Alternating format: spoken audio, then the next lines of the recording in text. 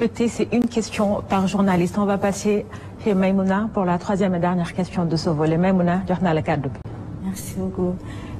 Monsieur le Président, dañuy wax ne quand la politique va, tout va bien. Relecture ak renégociation contrat yi sans respect de la clause de rendez-vous ak tension politique permanente bi dafay inquiéter la communauté des investisseurs. Yaa ngi naan di nga asseoir un dialogue franc avec ton opposition te manque de confiance dafa xas ba am ndax ba ngay fixer la date des élections législatives da nga leen bett te xamoon nga ko depuis le mois de juillet du Conseil constitutionnel. Waxoon nga leen nañu continuer seeni travaux Premier ministre Ousmane Sonko dina ñëw def DPG ba waxtu ba jotee lu ni mel amul mu mel ni manque de confiance am na. Yaa ngi waajal projet de révision constitutionnelle. Est-ce que waxtaan bu sincère bu utile pour le pays dina am ndax di ngeen waxtaanee fondamentaux yi ndax projet bi day laal les clauses intangibles, c'est-à-dire la forme républicaine de l'État ak la durée et le nombre de mandats. Est-ce que lii raam mu mel ni da ngeen am mébét laal ancien président de la République Macky Sall ak ay ñoñam ci gestion finance publique yi ak rapport Cour des comptes bi ak activités yi nga xam ne am na fi événements yi nga xam ne am na fi de 2021 à 2024 est-ce que loolu bokk na ci luy apaiser le climat politique ba mën a tax Sénégal investisseurs yi di fi buruxlu. yaa may fàttali suñu émission yi parce que da ngay jël lu bari wax ko après daf koy affirmation bu ma ci tontuwul rek day mel ne lu ma nangu la ba pare. dégg naa la tamit keroog sa émission gi suñu gars yi nga naan quand le bâtiment va tout va ñëwati nga tey ne quand la politique va tout va. mais bref d'abord bu ñu demee ci projet de waxtaan am na parce que waxtaan baa ngi jóge ci assise nationale ñëpp la ñu woo. fii laa fekk la recommandation de la CNRI sur l'institution d'une cour constitutionnelle 2013 ba 2024 kenn appliqué wu ko ma demaat waxtaana ji waat ñu waxaat ko ma jël comité ne leen jëmal leen ko ñu def un projet de loi kon kii am na waxtaan am na waxtaan bi day continuer parce que projet bu ñu tëgg nii ba ñu jox ma ko du projet boo xamante ne rek dem ciy waxtaan ak ñaar ñett ci sama langue dem yóbbu ko assemblée ñu majoritaire ñu voté ko wala ñu woote référendum puisque ñoo leen ëpp doole ñu dooraat leen constitution bi jàll non. parce que loi bi gën ci loi mooy loi boo xamante ne nit ñi dañu ko nangu parce que associé nañu leen ci wala parce que boog jël na en charge seen aspiration ci lañ koy gën a yomb respecté. donc waxtaan boo xoolee sama gouvernance de concertation ba may woote assise di woote dialogue dara xewul ci réew mi parce que je crois aux vertus du dialogue en temps de paix. fii nag liñ fi xamoon mooy dañuy créer problème yu rëy di woote dialogue wala sax yenn saa yi bu ñuy dialogue fekk na am na ku ñu kàmbal ba pare man nekkuma ci loolu. rupture de confiance naka la mën a amee d'abord opposition man dama leen di comprendre des fois may seetaan télé kenn di wax dara ki ma nekkal di ma ne ko non mais en fait ñii ci réew mi lañ bokk te lii rek lañ ci am nag lii lañ ci am de mais liñ ci am nii dañ leen koy nangul renforcer leen ci pour ñu mën ko exercer parce que même bu ñu d'accordul ak ñoom responsabilité la ci ñun ñu fexe ba ñoom seen xalaat ñu mën ko wax ci jàmm ci njekk ak ci teggin dara mën lañ ci bañ a fekk. Ma main restera toujours tendue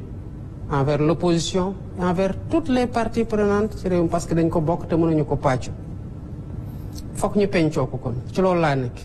moo tax boo xoolee questions yi may adressé par le dialogue mais am naa majorité bu tax ma kii de ma réformer de dem jàll assemblée nationale mu nekk loi ñu promulguer ko commencé ko appliquer ku ko wàcc yoon mais def ma loolu je suis en train de discuter sur la renégociation des contrats. Maïmouna am na lu xew récemment presse bi wax na ci benn cas de contrat yoo xam ne ñu ngi ko signé le 26 mars 2024 pour renouveler une convention qui doit expirer le 23 février 2025 yow yaa ngi dem boo ne xamoo kuy ñëw sax ñu mën a wax mais kiy ñëw xam nga ko ndax woteel nañu ko fal nañ ko xam nañ Bassirou Diomaye Faye le 24 mars 2 jours après nga signé une convention boobu amul benn urgence parce que expiré wul sax en 2024 mu ngi expiré en 2025 mais boo ko defoon sax sàmmoonteeg intérêt réew mi ñu mën a wax mais cette convention là dañu ne d'abord dañ ko renouveler 25 ans ce qui est interdit par le code minier de l'UEMOA et par le code minier de 2016 bu ñu interne mais bu nekkoon dañ ko ne sax convention bu ñu signé en 2024 c'est régi par le code de 2016 ñu mën a wax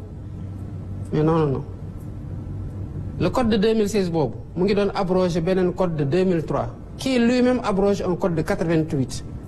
ñu tëb code 2016 bu nekk en vigueur tëb code 2003 bu code 2016 bi abrogé dem na la convention bu ñu signé le 26 mars 2024 dafa war a régir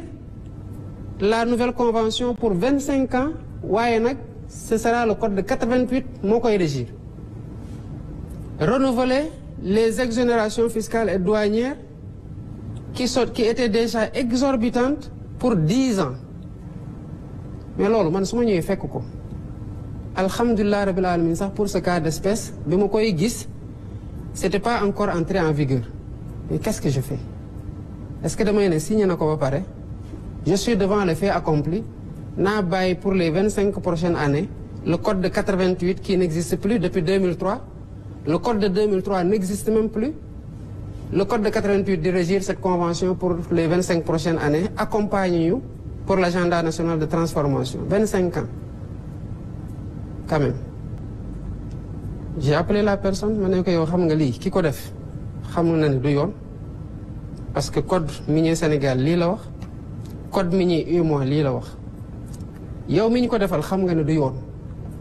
man mii mu mi fekk dama am responsabilité veiller ci intérêt état ak ci liy yoon ci réew mi di ak yoonal xam naa ne du yoon kon ñun ñetti ñëpp nekk les principaux responsables xam nañu ne du yoon bëgg nañoo accompagner le secteur privé lool waaye ci orthodoxie lay nekk nag kon sa convention bi damay retirer le décret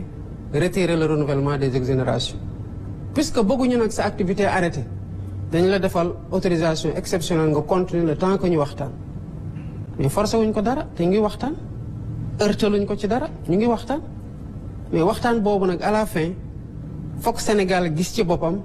te fokk une convention qui sera signée en 2025 soit régie par le code en vigueur du ñu dem ba 88 ce sera le code de 2016 bu fekkee ne code bi changé wul ci diggante bi bu code bi changé sera le code de 2025 loolu ku mu tiital mais ngelawaay bul ñëw parce que wax dëgg yàlla loolu du loolu réew mënul doxee noonu donc loolu warul tiital benn investisseur et contrairement à ce que li ñuy wax mais l'APIX a plus de 2000 milliards su ma juumul yu teg en termes d'engagement d'investissement au niveau de qui sont en demande d'agrément kon la situation de sérieux de transparence de lutte contre la corruption et de claire vision des autorités que nous sommes rassure aussi le monde des investisseurs contrairement à ce que beaucoup de personnes disent maintenant kuy dem ci réew tàmmoon boo fa demee jaar ci corruption jaar ci manque de patriotisme ak de loyauté vis-à-vis du pays yi fa autorités yi fi nekkoon pour di pomper di muucu askan wi loolu moo tax nga dem ci réew bul ñëw Sénégal parce que loolu amatu fi mu des nag li mën a rebuter ay investisseurs mooy corruption man de xanaa lu ma xamul moo tax je fais voter une loi pour la protection des lanceurs d'alerte parce que foog sénégalais yi xam ne dërëm bu dugg ci gafak ak réew mi ñun ñëpp a ko bokk ak ku ko mënti dugal ci biir gafak réew mi et que ku nekk sentinelle pour la bonne gouvernance ba pare état cey sa kaaraange corruption bi ñun ñëpp ci war a dugal suñu loxo xeex ko parce que benn réew mënul développer dans un contexte de corruption endémique te bëri na Sénégal waaye lu ma ci xam bu dee ku ñu war a relever la ci saa si nañ la relever te alhamdulilah ba corps de contrôle yaa ngi fi di def liggéey bu mucc ayib ni ñuy defee audit ci contrat yi ci période yi weesu plutôt ci structure yi rapport yi fii Cour des comptes saa yu fa defatee rapport comme ni ngeen ko gisee ñëpp a ci teg seen bët OFNAC bu defee ñëpp dinañ ci teg seen bët beneen corps de contrôle bu defee tamit ñëpp dinañ ci teg seen bët léegi nag il appartiendra aux Sénégalais de mettre la pression qu'il faut sur la justice pour que mu def liggéeyam. Le temps de la justice n'est pas le temps politique, mais ça doit être le temps du peuple au nom duquel cette justice-là elle est rendue. Parce que mënuñu identifier ay nit jàpp leen ci ay rapports épingler leen justice de daagu. Je comprends maintenant qu'il y a un déficit de ressources nañ ci liggéey pour renforcer leen moo tax on a augmenté les recrutements au niveau du centre de formation judiciaire. duñu leen teg benn pression politique pour orienter seen décision c'est pas notre façon de gouverner mais sénégalais bu ne am na sañ-sañu bu ñu nee diw sangam mii que mu nekk ministre gouvernement Diomaye wala mu nekkoon ministre bi fi nekkoon avant moi wala directeur général bu ñu ko épinglé sénégalais ont le droit de réclamer que la justice fasse son travail bu boobaa man dama amul sax conc ba koy teg ci kaw dossier. Monsieur le Président de la République dañuy jàll même na ci beneen thématique bi. am na benn kii bu mu wax. mais ku nekk benn question la amoon Monsieur le Président. Oui, mais c'est déjà posé. maa ngi ñëw noonu. C'est dans la formulation de la question. On glisse c'est important sax que je réponde parce que loolu moo taxoon may def l'observation sur nu mu poser question bi. parce que justement heureusement que mu relancé parce que bu relancé wul woon nit ñi seetaan mën nañ jàpp ne que ni mbir yi di demee nii ñu ngi dem songi ji Macky Sall parce que loolu la wax naka la mbir yi di demee mbir yi demeewul nen nit ñuy demee ci pour yow di ko demee pour beneen ministre wala beneen DG noonu lañ koy demee pour man di ko demee pour keneen ki fi nekkoon ak ñiy waaj ñëw bu dee yoon a ngi def liggéeyam ci réew mi man xooluma ku fi defoon ku fi deful nu mu ma jegee nu mu ma jegewul man nu mu koy rappeler tout le temps man rek a waat ci biir Sénégal yëpp ne damay respecté yoon te pourtant dañuy wax nul n'est censé ignorer la loi ñëpp war a xam yoon tënku ci waaye yow waatoo ne da ngay respecté yoon man maa ko waat su ma ci yemoon sax man dinaa mën a gérer sama bopp xëy na xanaa ma tarxiis mais dama waataale ne dinaa fexe ba ñeneen ñi tamit respecté yoon gis nga ci respecté yoon boobu dafa am ñu gérer pendant 12 ans